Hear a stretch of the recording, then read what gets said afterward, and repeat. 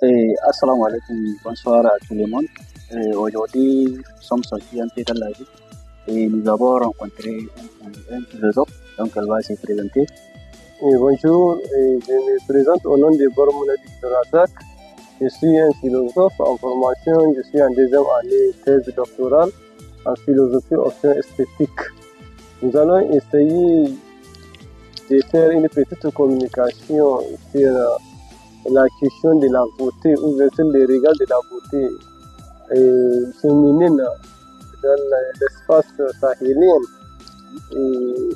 Comme hypothèse, nous avons compris aujourd'hui avec la modernité et la jeunesse ou bien les dames ont tendance à aller changer leur beauté naturelle. Et c'est dans ce sens que nous avons demandé la beauté serait dans l'univers culturel, dans l'univers socio-culturel africain, ce qui procure jouissance et les sentiments d'être devant vous. C'est-à-dire aujourd'hui, chacun aime ce qu'on entend par beauté. Et c'est ça, dans la même perspective, la culture négro-africaine, la beauté féminine serait définie par le corps et la conduite de la morale féminine. Aujourd'hui, nous avons un sérieux problème, un sérieux souci en tant que jeunes, qu'aujourd'hui les gens ont besoin de la beauté artificielle, c'est-à-dire la beauté cosmétique en utilisant les produits chimiques pour devenir plus belle. Et si je dis plus belle, je parle toujours sur la question féminine. Aujourd'hui, la beauté naturelle, comme l'a dit Kant, la beauté naturelle est plus importante que cette beauté artificielle parce que c'est une beauté héritée que la personne est venue au monde avec. Mais malgré tout, les gens ont ignoré cette présence de cette beauté naturelle et nous entendons toujours la beauté artificielle, qui d'ailleurs il y a des conséquences sur cette beauté artificielle parce que les gens sont en train d'utiliser les produits chimiques, les produits sont cosmétiques, tout en portant en chirurgie esthétique, changer catégoriquement leur nature et en devenir plus belle en faisant des opérations et des contrôles sur leur corps naturel. C'est ça qui fait qu'aujourd'hui, si nous faisons un regard en arrière avec les anciens, comme l'a si bien dit le professeur Ali Talibi et le professeur Mokel Abdoulaye Serki, que cette beauté aujourd'hui a des principes, des critères. Aujourd'hui, quand nous prenons les oreilles, et les Germains ont leurs propres critères de la beauté. Parce que chez elles, c'est pas la question de ce que, comme l'a si bien dit, défini Platon, c'est pas la question de forme filiforme qui justifie la beauté, non. Pour eux, c'est d'avoir une forme grosse, l'essentiel, c'est ça qui définit les critères de la beauté chez les Germains.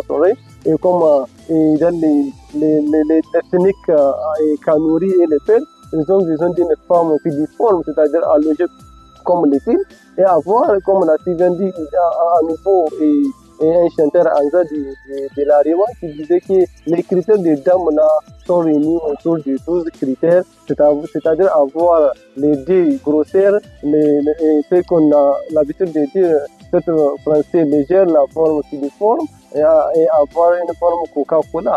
C'est ça, avoir les poitrines et les fesses, et comme on a oui, et encore pour avoir, il y a des noircires, ce que nous appelons avoir les cheveux noirs et les yeux noirs avec, bon, on ne peut pas tout détailler parce que c'est juste une petite communication, et ce que nous appelons à la jeunesse africaine, et particulièrement à la jeunesse nigérienne, de faire attention à cette dépigmentation esthétique que les gens cherchent à changer leur couleur de la peau parce que ça a des conséquences selon les chirurgiens, selon l'esthétique. Et quand la personne est malade, une fois dans les hôpitaux, il y a un sérieux problème pour la question des césariennes, surtout pour les féminines. Et c'est ça qui fait qu'aujourd'hui, cet critère de la beauté-là, et nous avons dit qu'il y a des critères de la beauté. Il y a la beauté physique, comme la forme physique, et la beauté extérieure ou intérieure, ce que nous appelons la question du moral. Parce que quand nous a dit, pour faire le jugement de la beauté, il faut l'intervention de deux choses, la morale et la vision. Alors, si les autres poussent les gens ou les demoiselles en faisant la dépigmentation, nous avons dit qu'il faut faire recours à la morale parce que malgré cette beauté que vous en avez, si moralement vous n'êtes pas bien posé, c'est zéro. Donc on en a besoin de cette beauté morale spirituelle et que la beauté physiquement qu'on peut regarder parce que c'est pour un temps. Et professeur Nabala nous a l'habitude de dire cette beauté-là, c'est juste pour un temps. Et malgré cette beauté que vous en avez, malgré la charme, si vous charmez les gens, c'est juste pour une question de temps et ça va partir. Laisser cette beauté intérieure qui est la morale, qui est l'être humain. Il sait comment expliquer, comment parler, comment attirer l'attention en faisant cette vie conjugale avec son proche.